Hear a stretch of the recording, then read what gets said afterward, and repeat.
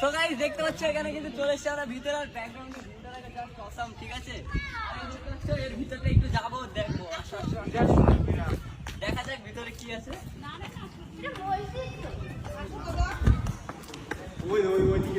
ওরে বাপ রে, সত্যি অসাধারণ, ঠিক আছে? দেখতে পাচ্ছ মানে মানে আমার নাম বলি, হ্যাঁ জিম বলবো, হ্যাঁ তারপরে जिम वाला क्लास बोले अच्छी था पे तो गाइस अभी हम लोग क्या कर रहे हैं यहाँ पे? সো গাইস দেখো আমরা এখন একটা নাম বলবো, আমাদের যে ফ্যানরা যে নামগুলো দিয়েছে আমাদের নাম দিয়ে সেটা বলবো না, ঠিক আছে?